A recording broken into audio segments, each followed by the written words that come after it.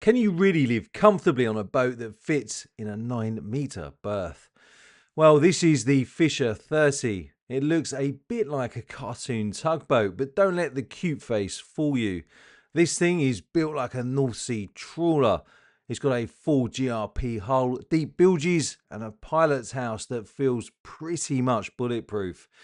And the best part, is currently for sale for €95,000. That's cheaper than most studio flats. Today, I want to find out whether this could be the ultimate pocket liveaboard. So, welcome aboard. Folks, welcome back to the channel. Now, today we're taking a closer look at the Fairways Marine Fisher 30 Pilot's House. This is a boat for people who value seakeeping, simplicity, and honest design. Inside there's a single cabin with good storage, a separate heads, and also all-weather protection at the helm. If you are into traditional trawler style boats with coastal or inland cruising in mind, then you'll definitely want to see this one.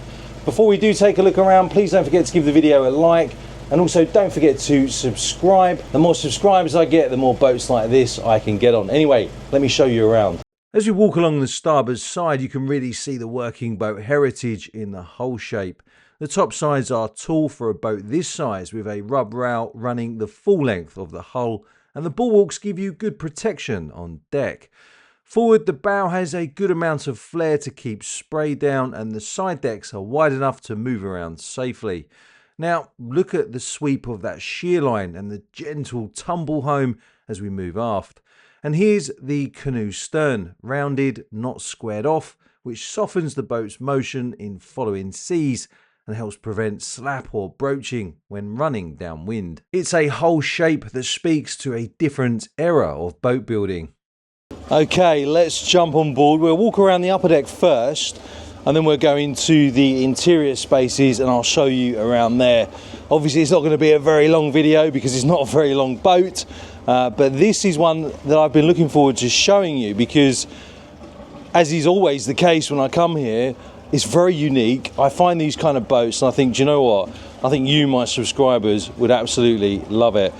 We'll start off actually, let's have a look at the wheelhouse. You can see those forward raking windows there with the overhang just up there, and then on the coach roof we have a sunroof that can be slid all the way back as well, and you can see we've got plenty to grab onto as we walk around the boat.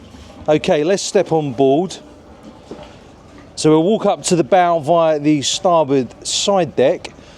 I'll just hold on to the grab rail on the coach roof as we move forward here. And you can see we've got plenty of space on the forward part of the superstructure here. We've got a skylight just forward as well, and again you can see we've got loads to grab onto. Starboard navigation light just down there, and you can imagine how easy it is to operate this boat on your own. In terms of getting on and off the boat, it could not be more straightforward. Literally just step over the small gunnels there and you're straight onto the pontoon. Okay, up on the bow you can get a sense of the shear of the boat as well in terms of her lines. Just down here it is quite slippery. We have the deck gear just down there next to the ice. Always good to slip around whilst you're doing a boat tour video. Okay, let's move forward. I've got to be careful because there is still quite a bit of ice around here and I do not fancy ending up in the water. Okay, there you get another good view of the lines on this boat. I've not seen anything like this. It is almost like somebody's taken a kind of pocket trawler and shrunk it by about another 10 or 15 foot. And this is what we've got, and I absolutely love it. And I must admit, if I had the money in my bank account at the moment, I probably would buy this because it'd be great for kind of cruising around the coast, just enjoying the water whilst taking in the view and not having to worry too much about the handling of the boat. And if you don't have a lot of experience, this is a great boat to clock up the hours out at sea, just cruising off of the coast. Or even if you've got plenty of hours under your belt, it's just a great boat to go out and have some fun with. You can see the centre window there, that can be opened up so you can get some ventilation into the wheelhouse as well. Okay, let's carefully step along the port side deck here. You get a first glance here of the layout and the setup of the cockpit. So you can see we've got the throttle control lever over there on the starboard side for the single engine, and we also have the tiller there as well. So a secondary steering position if you want to enjoy steering the vessel out in the open. It's a great place to come and sit down and enjoy the view. Just down there, the blue cap, that is for the freshwater tank. But a very nice setup. I love the canoe shape of this stern as well. It gives it real character. Okay, let's step into the cockpit. Immediately I notice you're very well nestled into this space. I would say this cockpit probably comes up to my hips, so if you are out at sea cruising along the coast and you do happen to get into some choppy stuff, you can come and nestle yourself in here if you want to still enjoy that outdoor experience, and you're going to be pretty secure. As we turn around, you can see we've got twin doors that lead into the wheelhouse, and let's step in. The engine is running at the moment as well, because we will be taking her out for a sea trial very shortly. But you can see straight away we've got the wheel here, so the helm position on the port side of this boat, throttle control lever just over there, and then we have our various switches for the anchor lights, the navigation lights, fresh water. We've got some USB-C charging points there.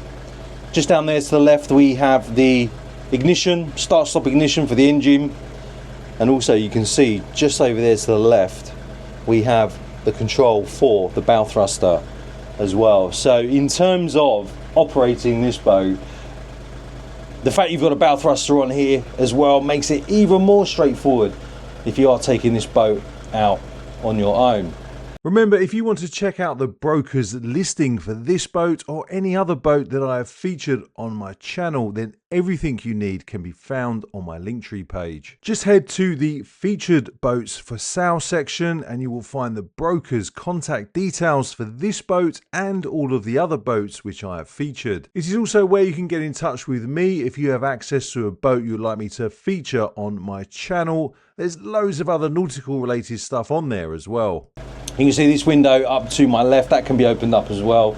And here you can see the inside of the center window that we saw just a second ago. So you can lower this part to get some fresh air coming through. And also if I bring the camera up a little bit, you can see the inside of the sliding roof. You can imagine cruising along, opening up that roof, and even poking your head out if you want to, a bit like a tank commander. Over here on the starboard side we have a bench, so we've got some seating just down there as well, so you can fit a couple of your guests on there. And then that window over there on the right hand side of the wheelhouse, that can be opened up as well. But very straightforward. All you need to do if you want to go back out into the cockpit, just a simple one step over that small threshold there, and then you're back out there. So let's go down into the saloon and the galley. So to my left we have L-shaped seating just over there with a fixed table, and just above we have a couple of windows, and again you can open those up as well to get some fresh air down here. Good amount of storage in terms of the cubby holes, there's two there, and then we have this that can be opened up and you can stow away some more gear in there as well. And if I move around, I'll show you the galley. So we have a fridge just down there to the right. Obviously we've got our sink, and behind that we've got some more storage there. You can see some power sockets just over there to my left, and some more storage just back there as well. And look how far back that goes. So I think if you're going to be on this boat for a weekend, you're going to have plenty of storage space for your bits. You get access into some of the boat systems in there. Put that back, and of course the fridge and the ladder that we just came down that takes us back up into the wheelhouse as well. Now moving forward over to my left behind this door, pop this open for you. You can see we have our head, a decent sized head for a boat of this size, with a window up there and some more storage compartments just up there as well. I'll close that back up. and then pivot around, open up this door for you. So you can see we've got some hanging locker space in there, and there's some more behind that door as well. So like I say, if you are going to be on this boat for the weekend with your partner, then you've got plenty of areas to keep your stuff. Moving forward, this is where we come into the V-berth. A few portholes there, and obviously that one can be opened up as well to get some fresh air through here. And as you can see, if I bring the camera up, we have a skylight in here as well, and also that can be opened up. Another couple of portholes over there, but I think this would be very snug. I could imagine spending the weekend on here, maybe when it's not as cold as what it is now, but I would have plenty of space to move around, keep my stuff on here, bring my wife. Okay, let's move back around. I will actually show you, you do have a couple of drawers under there as well, and if I just step in here, you can see you can get access into the chain locker through there. I'll just turn around so you can get a better view of the layout. As we come back into the galley again, you get a really good sense of how this boat is configured. But as always, I would love to know what you think of this boat in the comments, so make sure you share your thoughts. I'll open up these for you just so you can see what we've got behind here and get access down into some of the boat's electrics as well. So we shut that one back up and then open this one up for you. Close those two doors. Bilge pump switch just down there to the left of the ship's wheel. I guess you could keep your chart up there if you wanted to, or set up your iPad. Quite easily get a bracket and put it on there. Very nice. Okay, let's come back outside. Now, usually this is the part where we dive into the engine room. Unfortunately, on the day of filming, I could not get into the engine bay. However, I can tell you she is running a Volvo Penta MD2040B. It puts out about 38 horsepower, which is plenty for pushing this 9-meter hull at displacement speeds. She cruises comfortably at around 6.5 knots with a top speed of just over 7.5 knots. She carries approximately 40 gallons or 150 litres of diesel, about 30 gallons or 115 litres of fresh water. That gives her a range of around 300 nautical miles at cruising speed, depending on conditions and load. So, since I couldn't show you the mechanicals today, if you want to see the detailed engineering specs, you need to check the full listing. I've put the direct link in the video description below, so go check it out.